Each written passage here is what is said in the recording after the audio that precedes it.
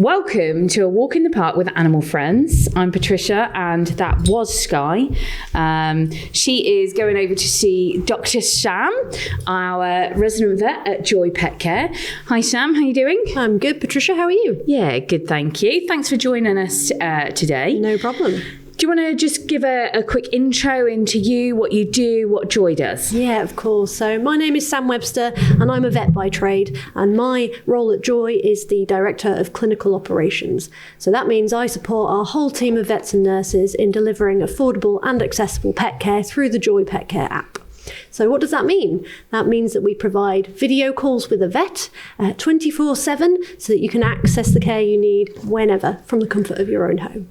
It also means that we provide incredible health clinics with our nurses, again, completely free through our app. They can help you with anything from puppy training and behaviour to picking the right diet for your pet. And last but not least, we provide our symptom checker. Again, a completely free service where you can answer a couple of questions and find out if you need to worry about your pet and if you can treat them at home or need to seek help. You can hear Sky in the background. She has definitely used the symptom checker, not herself. Obviously, I've used it for Sky with Joii in the past, and lots of vet consultations.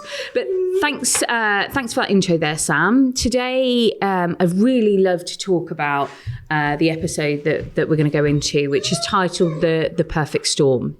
So just to set some context of that for the listeners, we're really looking at the pet pandemic boom that we had, or the pandemic pet boom, I should say, where we had over 3 million new pets come into the UK.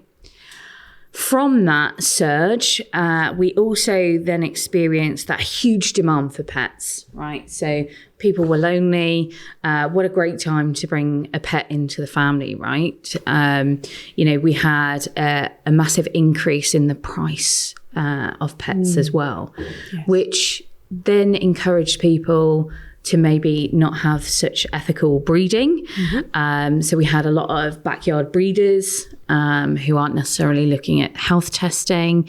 It drove puppy farming up, given the lucrative nature of being able to buy puppies or kittens. We had pets coming in from abroad, so where they were being rescued. I'm not against that, but it comes with its own set of challenges. And then on the positive, obviously the rescues in the UK had basically been cleaned out at that point, and those pets looking for homes had loving homes to go to, which was fantastic. So out of all of those pieces from a vet perspective, what were you seeing at that point? Well, there's a lot to unpack there, isn't there? A lot has happened over the last couple of years that's really, I think, impacted the face of pet ownership and veterinary care in a way that we will never go back and recover from. We will have to find new ways to go forward. So you touch on 3.2 million new pets that came home. Now, that's just in the first year of the pandemic. Over the last 2 years, over 5.4 million new pets have come into UK homes. And around a third of those are coming into homes that have never owned a pet before. Yep. So completely new owners who maybe don't know exactly what they're getting themselves into. And that does include the cost of owning a pet. So it's quite significant. It can cost hundreds of pounds a month to properly look after a pet. So what did that mean for vets in the industry, and what have we seen in veterinary care? Well, you used the phrase a perfect storm, and I don't think you could be more right when describing how vets have changed in the last couple of years. So demand for vet services has clearly gone up as all of these new pets have come home. And actually the ability for us to deliver veterinary care is getting harder and harder to do. So between the pandemic, obviously a lot of people in a lot of industries went home, took stock and decided it might be time for a change of career. Yep. And the vet industry is no different. People have moved on or looked for new ways of working. Obviously, I help run a telemedicine company, and we get applications on a daily basis for people looking for a different alternative to working in general practice. So general practice. So even before the pandemic, right? The veterinary industry is an incredibly hard industry to work with. Yeah. I know that mental health issues are a lot higher in the veterinary industry. There's a lot of compassion fatigue. It's certainly a role that I don't think I would ever mentally be able to cope with. But I mean, that's one big strain, right? Massive, yes. I think, like you said, before even the pandemic started, we have, as an industry, we have a 4 times higher suicide rate than the general population. We have twice the rate of burnout. And it is that compassion fatigue that really does weigh you down over time. Vets go into the industry for the love of the animals and the love of the medicine. And actually to walk from one consultation where maybe a pet has come to the end of their life and you have to help them say goodbye, straight into another one 10 minutes later where there's a new puppy and everyone's full of energy and happy. Over time, it does start to weigh you down. It's an emotional yo-yo, right? Yeah, completely. And I think that was already a problem before the pandemic, and actually it's been compounded even more due to the stresses of providing vet care during that time. Now, bear in mind, for the first lockdown, we were only allowed to see pets that were at death's door, a genuine emergency. But we knew that meant that welfare would suffer for those pets who were struggling, but maybe not that much. And over time, trying to deal with that and manage expectation and do what we can within the law has been very tough for a lot of us. Yeah, so not only do you take into account the influx of pets, then actually during COVID times, those different procedures that you had to take into account, and you're able to see less. So that preventative kind of took a backseat at that point to prioritise, quite rightly, the urgent cases. But that's going to have underlying conditions then that have been left longer that then need treating. Exactly. If you want to then throw in Brexit and the impact that that's had on the veterinary industry. It had a very significant impact on our industry. A lot of the vets practicing in the UK are from mainland Europe, or have historically been. So the UK is seen as the gold standard place to come and practice medicine in the European area.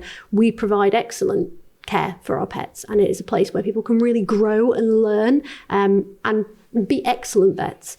Now, unfortunately, due to the changes in how we can bring these people into the country after Brexit, a lot of them have chosen to go home because it's just too difficult and too costly for them to maintain staying here. So we have a real shortage of vets in the profession at the moment. Okay. So again, going back to that whole perfect storm piece, right? We've got an influx of pets. We have now got a lack of vets available.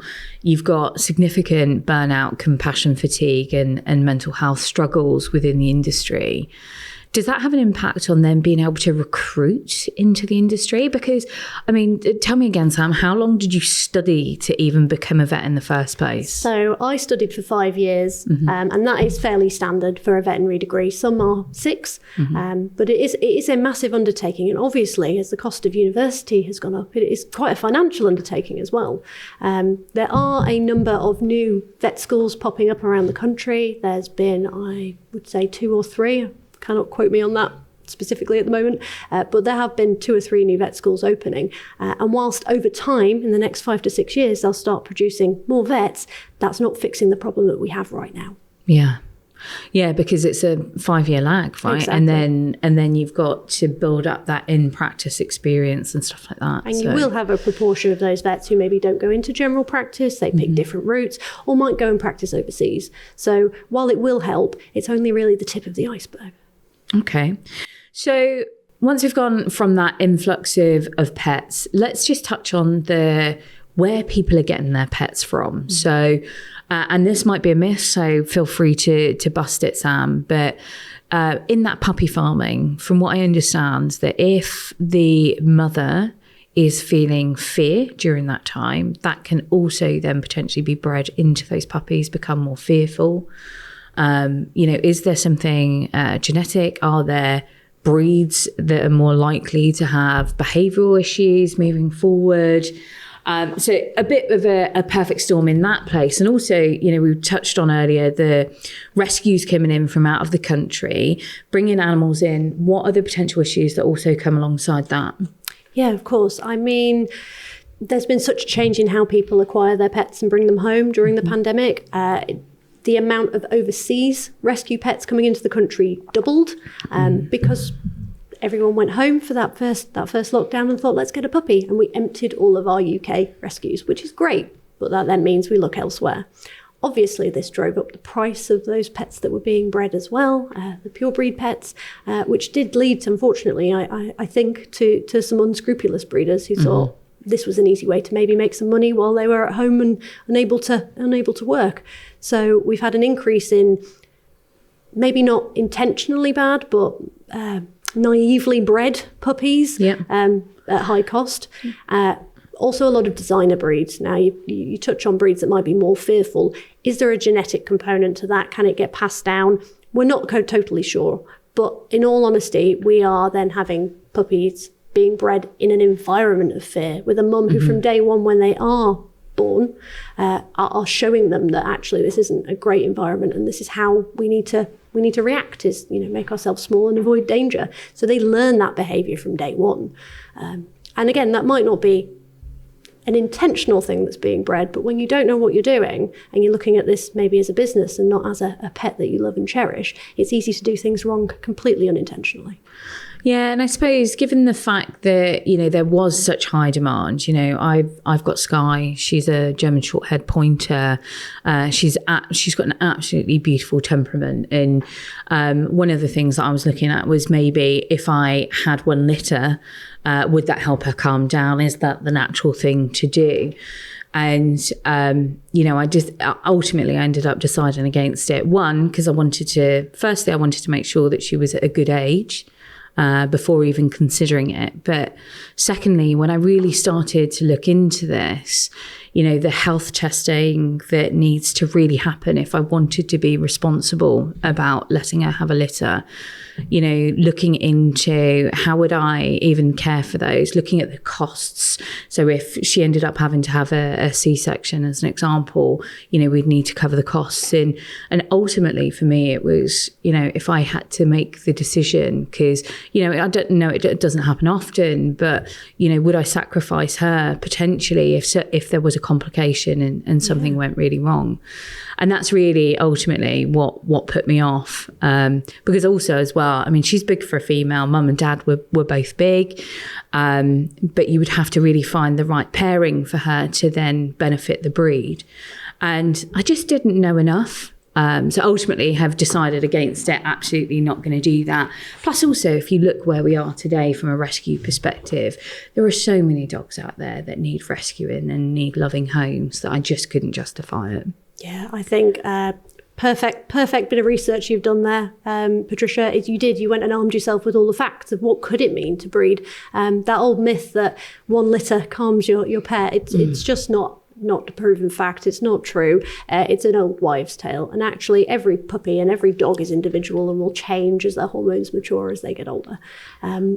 And it really is a case of knowing what you're getting into. And I think a lot of people, unfortunately, didn't do their research, not just into the cost, but to the sheer responsibility of having a whole litter of puppies at home and what that might mean for you. And as you've touched on there as well, the narrative in our shelters in the UK has completely flipped on its head, as a lot of these pets that maybe aren't able to stay in a home environment now are flooding back in. Yeah, and we'll pick up on that point a little bit later, because that is such a massive issue at the moment, Sam. But if we could just come back to the kind of timeline. So you had the unscrupulous breeders that were puppy farming. You then had some kind of the inexperienced breeders that were then looking at, actually, do I just let them have one litter? There's huge demands, potentially the sale of those puppies or kittens could help for the care for the rest of their lives. And then we had some more coming in from overseas. Another compounding factor is then a lot of the people are inexperienced owners. So you touched on that earlier. How does that then help to contribute to this kind of perfect storm of what's going on? I think a lack of education and understanding of exactly what bringing a pet home for the first time into a home that's never had a pet before really has had an impact on our ability to care for those pets going forward. A lot of people hadn't necessarily done their research. You have Sky, who is a pointer. She's obviously quite a high energy breed. She has quite a lot of exercise and mental stimulation needs. And there are a lot of breeds out there that maybe have been made popular by TV shows, thinking Huskies off the back of Game of Thrones, for example, that are not necessarily going to be relaxed, chilled family pets. They're going to need quite a lot of care and attention to stop them becoming destructive. Yeah. So what we have seen is a significant rise in behavioural problems, which do contribute to, unfortunately, rehoming numbers. Yeah. So if anyone is looking at getting another pet now or looking at rehoming, the advice I think is just research, right? 100%. Know what you're getting yourself into. Go online and talk to forums. Talk to your vet. Pick up the phone and talk to Joii and we'll give you some advice. Talk to people that you know that have pets at home and get as much information as you can so you really are armed and understand what's going to happen when you bring them home. Lovely. So we've then added in the inexperienced owners, and then the lockdown and the kind of COVID pandemic boom that we had with pets. We also then saw, an increase in the lack of socialization and lack of formal training that you would, always traditionally go into, your vet. They might recommend a local puppy class. So they're not then getting the socialization, and then they're not then getting that formal training. What are the ramifications that we're now seeing today from the last couple of years? We are seeing a rise in, like I said, behavioural conditions, particularly separation anxiety. So as lockdown eased and people went back to work, pets suddenly found themselves alone and they had not been trained or brought up in that environment. They were used to having us at home with them 24/7. It's not the only problem. We've seen dog-on-dog aggression is on the rise because socialisation wasn't happening at the rates we expected, and a lot of other behavioural concerns as well, which contribute significantly to rehoming as it is happening now. Now, behavioural problems are not a quick fix. That is not something you can walk into the vets and get a pill for. It's a committed strategy to change how your pet behaves and interacts going forward. And that is a lot for people to wrap their head around. Unfortunately, for some people, it's just too much for them to commit to. Yeah. And I think as a society today, we want things quick, right? We do. Everything's on demand, there, accessible, available. And if there is something that's longer term, obviously, things like that cannot be fixed overnight, as you said. So it does take a lot of work. And I just don't think that some people have gone into these situations with their eyes wide open. Exactly. I think it's been a bit of a shock to some people. And the resources are out there. Let's be fair, both the veterinary community and the pet owning community were busy worrying about much bigger things during the pandemic. I think as the dust has settled, we realised that we need to look at new ways to educate and empower owners so that they know what they're getting themselves into. The digital space is there. It's a perfect conduit to allow experts to reach a massive UK audience and even overseas. Yep. So now we've gone through all of that, and next for me, it really in that timeline is then as restrictions start to ease and people start to go back to work. You touched on separation anxiety at that point. I hear it a lot, either in social media or with friends groups, but is that a label that's being used too much at the moment? When does separation is actually just boredom, or how do you then know the difference between the two and then the problems of people returning to work? Yeah, of course. I think you only really know when you speak to a professional, a behaviourist who can help you understand where on the sliding scale your pet is. So at one end we have boredom, pets who are just left to their own devices and chew up a sofa because there's nothing else to do. And all they need is some mental stimulation. They'll be right back on track. Yeah, I actually had a friend, her 2 beagles ate her couch. I mean, literally ate the couch. But they didn't have separation anxiety. They were just 2 very mischievous beagles. Exactly. And beagles, they are scent hounds. They are used to working. And when you leave them alone at home with nothing to do, they will find something to keep themselves busy. Yeah. On the other end of the scale, though, you're looking at those pets that have severe and escalating separation anxiety. And that means that when you are away from them, they are distraught. They are just looking for a way to get back to you. So that can manifest in behaviours such as barking the whole time you're out of the house, toileting, destroying furniture, in really severe cases, even working their way through doors and chewing through walls. Wow. Yeah. That is extreme cases. Yeah, I've heard it described before as the boredom piece. They might tear up a cushion or, your favourite pair of shoes because they were left lying around. But the separation anxiety is literally like a bear has been released in your living room and has destroyed the entire living room and hurt themselves in doing that.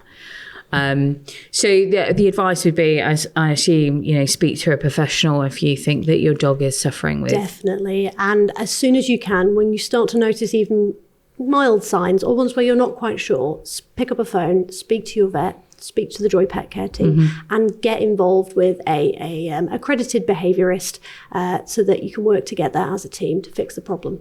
Lovely. Before it becomes out of control.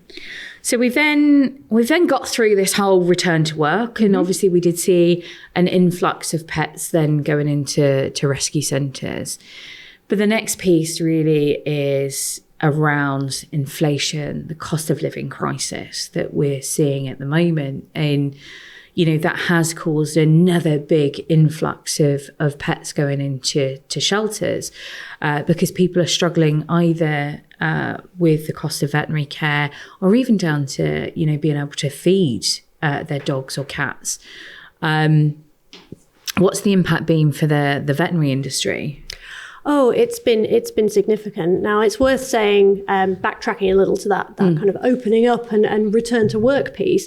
Now, we'd lost a lot of vets at that point from the profession. So when the doors opened back up and this massive backlog of work tried to come in that we hadn't seen for up to a year, we struggled. And a lot of practices actually had to close their door to new clients. So there are pets out there that have no vet and potentially still don't have a vet and access no veterinary care. But yes, we're seeing a massive impact in owners' ability to actually access veterinary care because cost is a massive barrier. Veterinary care, unfortunately, isn't free. There is no NHS for pets. And I think it is quite a shock to particularly owners that maybe haven't owned a pet before to realise how much medicine and surgery and treatment can be. Now, we have clients that walk in the door of practices and they have to make a decision between the cost of providing the care that their pet needs or putting food on the table for their family. And this is unprecedented in the levels that it is happening now. And you have to really sympathise that it's a really hard place to be in, and there is no easy answer for us here. But the cost of providing care and actually treating pets is becoming more and more of an issue. So what can we do? So we know that this, the cost of being able to provide care. What are the things that owners can do at home to help prevent incurring some of those costs later on? What would be your advice? Definitely. I think the number one thing is don't ignore it. There is a little bit of a tendency, I think, to want to put your head in the sand and pretend a problem isn't there until actually it's quite a significant problem. If we can catch things early, we can treat them easier. I'm not saying that's always going to be the case, but in most cases, catch a problem early and it is much easier to resolve. What I would say as well is do not scrimp on that preventative care. When you stop things such as vaccines and flea and tick, your pet is at higher risk of really, really quite severe diseases, particularly thinking of things like parvovirus, which is on the rise in certain parts of the UK at the moment. The other thing you shouldn't be scrimping on is your insurance policy, because when those big things do happen and you don't have that fail-safe, then that puts you in a really difficult position where you have to decide what's best for your family and your pet. And unfortunately, that can be a very hard thing to do. And are there any other things that you can do shopping around? So, what about, even maybe choosing your vet in the first place? And I know it's a little bit like gold dust at the moment because, as we said, there is this perfect storm within the veterinary industry as well with those contributing factors, or even maybe on prescriptions or something like that. Is there anything else that pet owners could do to help save on costs? I mean, at the end of the day, you want to be working with a vet that you trust and that you know and that you've got a relationship with. But there is no standard on pricing in the veterinary community. Every practice is free to set their own price structure. And that does mean there is variation out there. And it can be quite significant depending on exactly where in the country you are. You'll also find that depending on where exactly in the country you are, prices can be very different. So I am based in North Yorkshire, where the cost of veterinary care is significantly less than London and the southeast.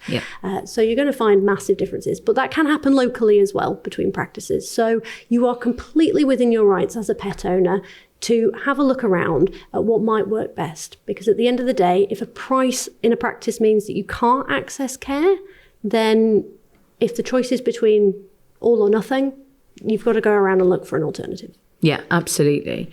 So just on that piece then, what are the other alternatives? So not to tee up Joii here, but I know certainly through the pandemic, we have seen, and even now today, our clients have described Joii as a godsend. Okay, so the triage of not having to necessarily run into the vets, making sure that we're saving vets time for those cases that, really need to be seen face to face. But for an Animal Friends customer with a dog or cat, they can access Joii Vets for free 24/7.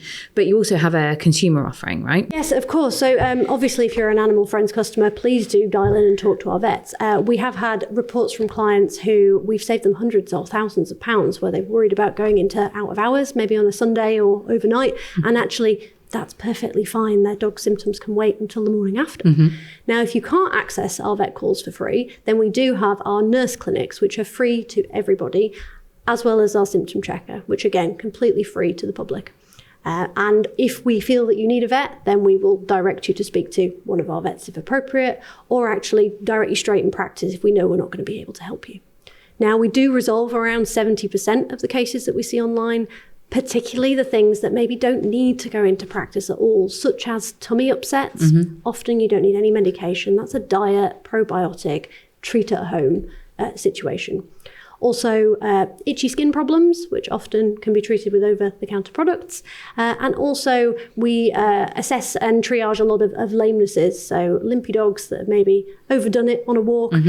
We can identify those that maybe don't need to rush straight through a door versus those that may have actually caused some real damage to themselves, and send them through the door when they need it. Lovely. So I think that's great, actually, because it helps bust some of the myths of actually what can telemedicine or, a vet via remote video consultation do for you and your pet. I mean, 70% of cases resolved remotely. It's a phenomenal statistic. I mean, people will have no idea that it can be that effective, right? Definitely. And I think what's really key to that statistic is that people who own pets are looking for a convenient and really easy way to access care. So we believe that we see cases significantly earlier than they would walk through the door of a general practice. And what that means is that we resolve them in a way that maybe you couldn't in a practice. Now, we are really looking to compare that data properly. There's a lot of skepticism, I think, in the veterinary industry that we can resolve so many things. And what we're saying is we don't believe we're seeing the same caseload as maybe the vets around the corner are. So that's something that we're working on in the future. Fab. And I suppose there are benefits of being able to see the pet in their own environment, right? So they don't have the white coat syndrome, a bit like when we go to the doctors, all of a sudden it's, they're some of those. There's nothing wrong. It's fine. Let me go home. Yes, I think particularly for cats, that is very true. So cats generally freeze in fear, sit quietly in a corner and wait to leave the vets. They shoot straight back in that cat crate in a way they never would at home. So what we can actually see is them behaving in their normal environment, showing the behavior that is concerning an owner, whatever that is. That might be a limp, that might be they might be yowling about something, it might be how they go to the toilet. We can see all of that, and we can actually advise on that in a way that you never could in practice. Yeah.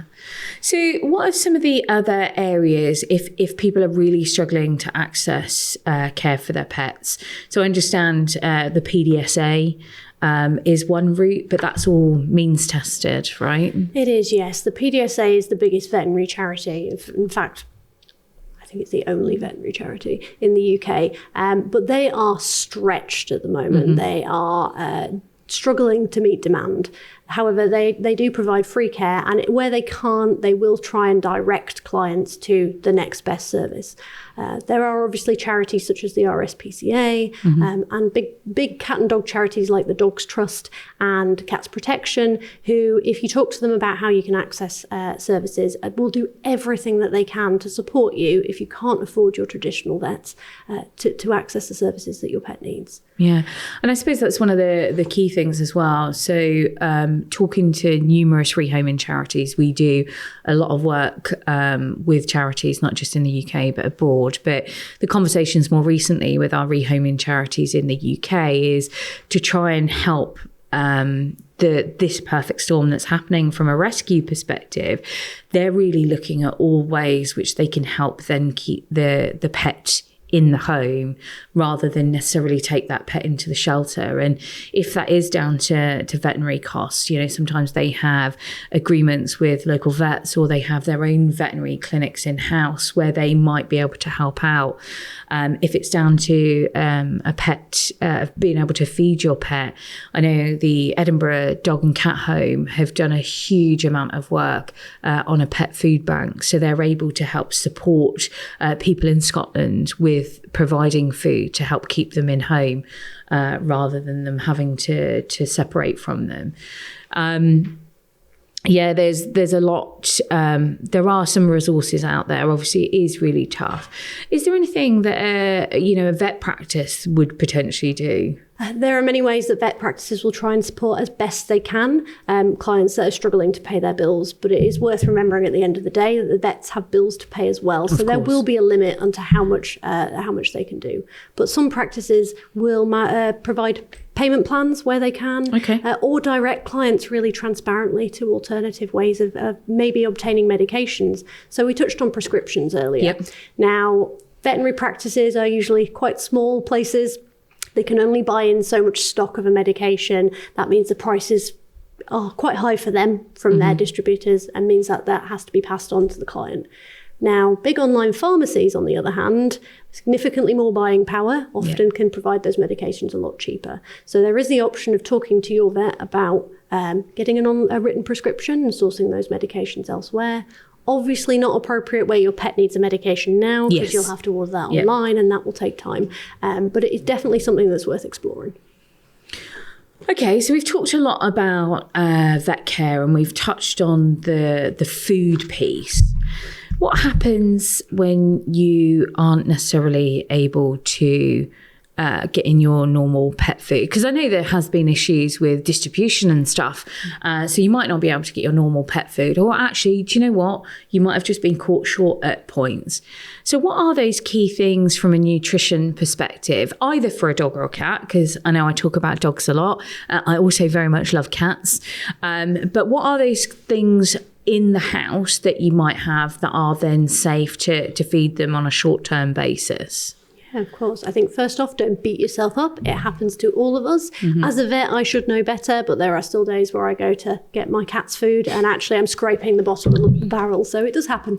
And I think just keep it simple. So nothing that you cook at home, unless you've talked to a veterinary nutritionist and formulated something specifically, usually for an allergy pet, is really going to provide all the nutrients that your pets need. Okay. But that doesn't mean that they can't be a short-term solution. Now, often the most simple thing that you'll hear regularly suggested for things like tummy upsets is chicken and rice. Yes. So keep it simple. Nice bland proteins, nice simple carbs that will keep your dog nice and full, keep them happy, and then that will give you the time to source either your normal dog food, or if the case may be that it's out of stock, go and find something else that suits them as well.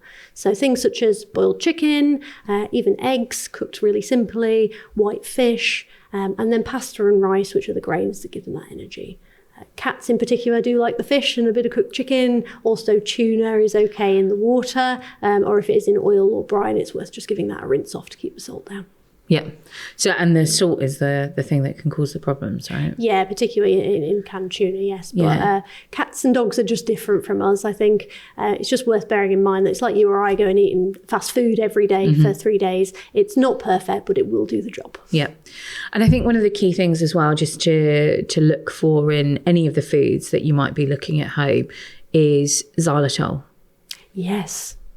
It's creeping in there under a whole variety of different names, particularly in sugar-free peanut butters, which have quite commonly been used to either hide pills or smear on toys to keep dogs busy. So yes, it's worth making sure you're actually, in that case, better to go for something with natural sugar in than the alternatives. Is there anything else specifically that you might need for cats? Could they have a vegan diet, as an example? Cats definitely cannot be vegans, and that's not because I don't like vegan diets. I'm all for it. Cats physically need animal protein to live. The proteins that they synthesize from an animal meat actually allow them to continue living, breathing, being. So there are the odd cat vegan diet that creep onto the market. Yep. Stay away. Vegan diets for dogs, those are a possibility. But as I would say with any diet, research. Make sure you know what you're getting into. Make sure that it is a complete diet.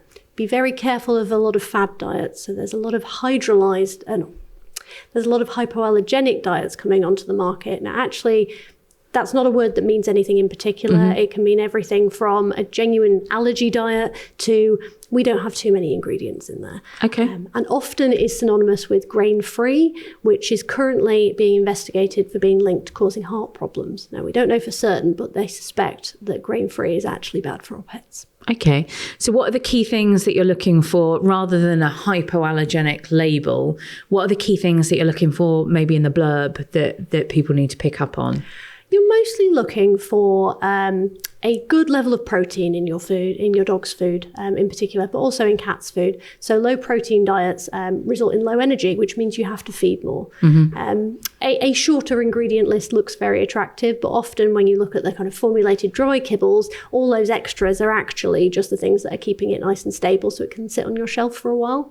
And it's worth noting that actually, if you go down that route, you can buy bigger bags that actually work out cheaper per day to feed your pet, so you can stock them in and keep hold of them and actually save some money over the long term. So another great money saving tip there, Sam, is around bulk buying food, right? Definitely.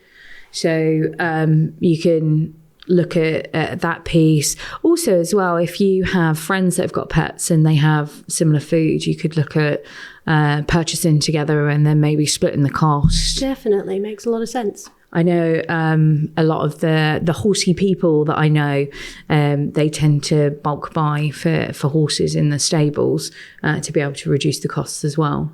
I think definitely work together. It's the best way to do it. And like you say, if you can buy in bulk, it's the same for us as well. You go off and you buy your big offers and toilet paper was a good one during the pandemic. Go and get as much as you could. We all needed toilet paper, right? Exactly. But yes, bulk buying, and it also means you're not caught short. You've got that there, and it's a bit of peace of mind as well as a cost saving.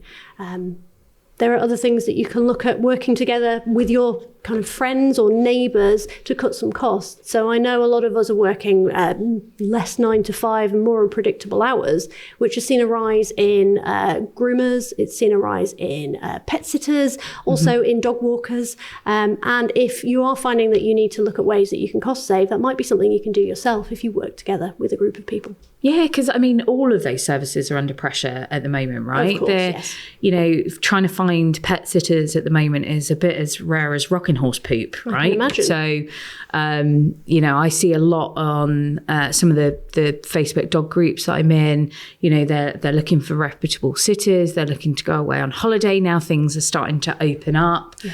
And it's really hard to access those services now. So, I mean, it's great advice there to really have a look at what are those alternatives that are available. How do you work with family and friends to make that accessible? So yeah, great ideas around money saving.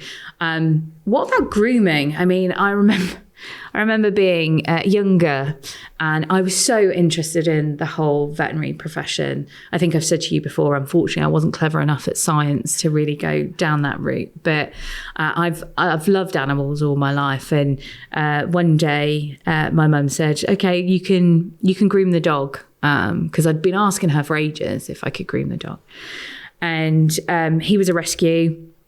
He was called Blue, and he was a bit of a cross between a border collie, a bit of German shepherd, and a bit of something else, right? So he was a real mixture, but he was this gorgeous kind of black and white, but going into a blue colour, hence the name. And my grooming efforts were not sterling, if I'm honest. And my mum came back and she was like, what have you done to the dog?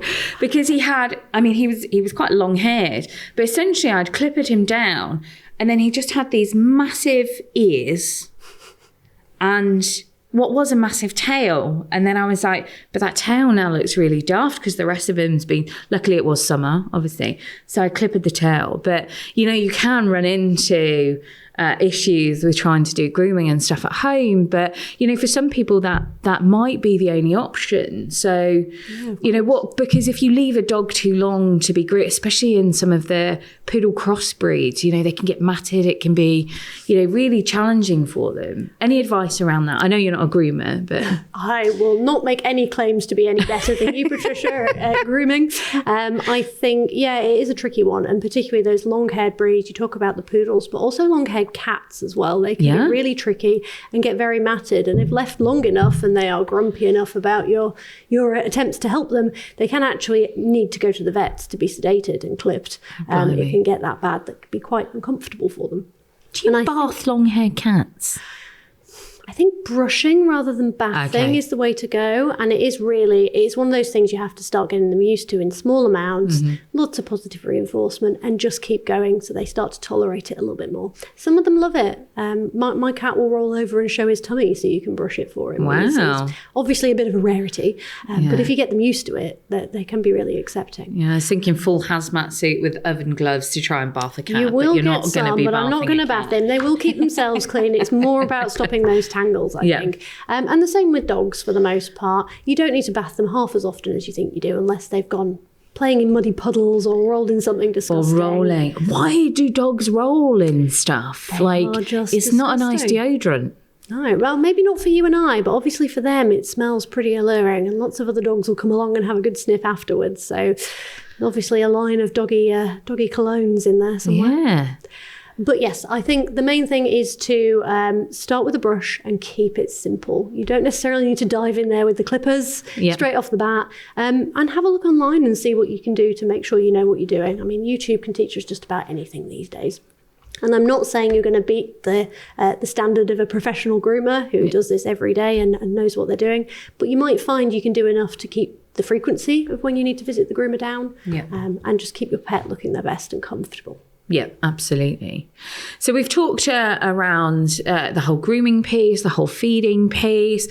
What about enrichment? What could people potentially do for toys or, that kind of cursey all stop, make do and mend? What are the things that people could do around those pieces? Definitely. Any ideas? I would just say that if you're thinking about making, say, toys or enrichment activities for your pets, just be really mindful of what you're making them out of, because there are so many things that your pet might accidentally swallow and you're not going to know about it. Yes. So where you can, secondhand toys, maybe you can pick them up on discount where they've been bought in by stores in bulk and they need to move, or even try the charity shops. Some of them these days are stocking old toys that have been cleaned up and are ready for a new owner to love them.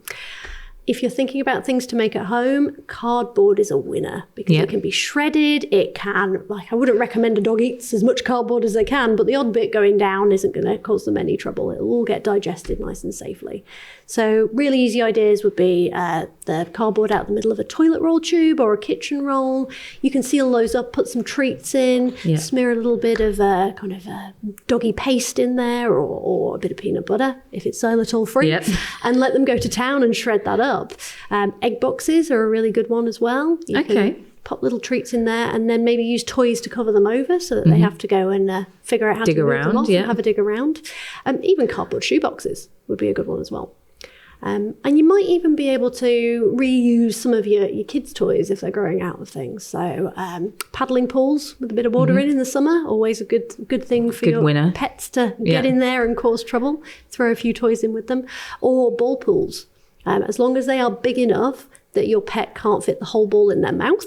Yep. Because that's when you start to get issues and people choke. And unfortunately, because it's one of the biggest reasons or the biggest items that dogs choke on are balls that are too small for them. Yeah, they should never be able to fit a whole ball into their mouth. At that point, you're at a choking risk. So a chihuahua with a tennis ball will be fine, but a big dog's going to need something bigger. But popping those balls that are size appropriate into that ball pool and throwing a few treats in there will keep your dog nice and busy, having a run around and a sniff. Amazing. Are there any big no-nos with things like that? So I think could you make something out of a sock as an example? Or would that potentially then encourage them in the future? Because I know from a German Shorthaired Pointer perspective, they're notorious for eating socks, right? Which is hugely, hugely dangerous. So you just want to be super careful with anything like that. at the end of the day, you know your pet and the risk of them eating something, but there is a chance that if that sock does end up getting swallowed down, that it is going to cause a blockage somewhere. Yeah. And that becomes an emergency that needs surgery to fix. So I would stay away from things like cloth, anything made of wood that isn't a designated dog toy, because they can easily splinter and cause pain and trouble as they're eaten, and just anything along those lines that might cause a blockage on the way down. Okay, lovely. Thanks, Sam. So we've talked about toys now. What about bedding? I mean, do dogs and cats have to have, the latest and greatest beds to sleep in? Not at all. They're not actually that fussy. And I bet you'll find half the time that Sky would prefer to sleep on anything other than her bed. The sofa, your clothes, your bed. Yeah. So actually, they're really not as picky as we think they are. I'm not going to say there isn't the odd cat who doesn't have their princess moment and insist they have only the best. But really, as long as it's comfortable and it's warm and it's got enough padding for them where they need it. So thinking particularly about those older dogs who might be getting a bit arthritic, who just need a bit of comfort so they can really rest easy. Yeah, not just the dogs. I need a bit more comfort in my bed these days. I used to be able to sleep on anything, not now. Tell me about it. So, look, in all honesty, you could talk about reutilising your own bedding if you do have spares. Even fixing and make do and mending with that old bedding. If one of your dogs has torn a bed or something like that, get out the sewing skills and have a go at repatching that. No one's going to judge you. Your pet will still love you. It'll be lovely and comfortable. They don't mind how it looks. Yeah. Actually, if you look at one of Sky's bed, the complete underside of it is camouflage cloth. I don't know how I ended up with this cloth, but she ended up chewing through the bottom of her bed. So again, it was pretty brand new, but just make sure that I reinforce that with the right material. And now that's lasted another 2 years, which has been fab. That's brilliant. And why not? She's still comfortable. Why not go for it? Even towels, blankets, old ones that maybe you're not using anymore, pile them up, make a comfortable bed, and off you go. Yeah. And I think one of the key things that isn't necessarily utilised as much. So I'm of the generation where I am a Facebook user. I'm just going to admit that now. I think I've spoken about Facebook quite a lot. But in our community groups, there are a lot of people that want to help. So I've seen it either with pets or people where they've put a need out to say, I've had to move quickly. I don't have these items available to be able to put in the house. I don't have any money available. And an entire community has come together to not only give them the furniture and stuff that they need, but clothes, toiletries, and raise some money for them to be able to then put food in that home.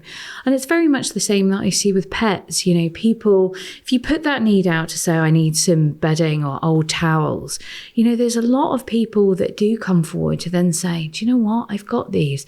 And if you can't come and pick them up because you don't have transport, I'll drop them off. So, I don't think people utilise the community or understand that the community is still there and looking to help people. So that is always another option to put that cry for help out if you are struggling, right? Definitely. I think social media has brought us together to show off in situations like this the genuine best of humanity. And people can be so generous and supporting each other where they need to like that. So yes, check your social media, find your local groups.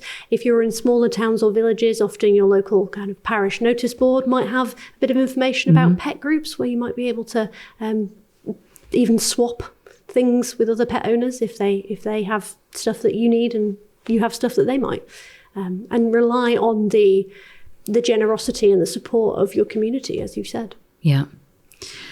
So I did say earlier on that I really wanted to come back to the kind of state of the nation with our UK rescues at the moment, and that's for both dog and cats. I know that there's been a huge influx.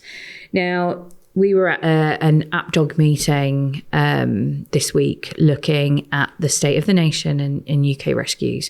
And there were some amazing charities there talking about their experience and what they're trying to do. So we had Birmingham Dogs Home, we had Edinburgh Dog and Cat Home, we had National Animal Welfare Trust, All Dogs Matter, Doodle Rescue, and friends of animals. Well, sorry, I get that mixed up because we're animal friends. It's a bit of a tongue Sounds twister. like a lineup. Yeah. So, but everybody came together to talk about what is happening in this sector at the moment and the struggle that they're really facing.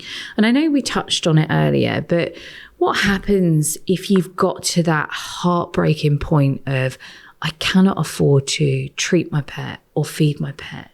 You know, what is the responsible thing to do? Because please don't advertise them on social media to be rehomed, right? There's got to be a more responsible way of doing it, right? Definitely. The problem with advertising your pets on social media, if you get to that point, is you have no idea really, unless you're doing that with someone that you know specifically, who it is that's taking that pet on and what their situation is, whether they're in a position to provide the care that your pet's going to need. So I think really it's about talking to the people that you know best and the experts. So if you have family and friends or neighbours that might be in a position to help you out and rehome your pet, might be able to be in a situation there where they might take them on temporarily until your situation changes and then they can come home again, or rehome them in the long term. Otherwise, the best thing you can do is talk to your vets and find out what charities are in your local area. Or go online and find the local charities and speak to the people who know what they're doing and can give the best of care to your pet going forward. Yeah, because as we spoke about earlier, you know, those charities, because there's been such an influx and, you know, they're over capacity, they're struggling on funding at the moment. One of their preventative pieces is really trying to help keep pets with the family rather than bringing them in unless it's absolutely necessary and it's gone past that point. So, you know, pet food banks are springing up all over the place. Charities have been known to dip into their own reserves to be able to help short term enable you to feed your pet, because ultimately we never want people to have to make that decision of feeding the family or your pet, because your pet is part of the family, right? But also, as I said earlier as well, you know, sometimes they have access to that veterinary care. Because the other piece that they're really struggling with now at the moment is that a lot of the pets that are now coming in, because problems have been left, because people are struggling to afford some of that care, is, or they've got behavioural issues, that actually their stay is a lot more costly and a lot longer now, because they're having to work through clinical issues, but also then some behavioural pieces as well. So it takes them a lot longer to rehome them. So they're also in this real kind of perfect storm at the moment. Definitely touching all of us, all across the vet sector and wider. I agree that speaking to the charities, like you said, it might not necessarily result in needing to rehome your pet. They might be able to find creative solutions or ways that they can help cut costs so that your pet can stay home with you.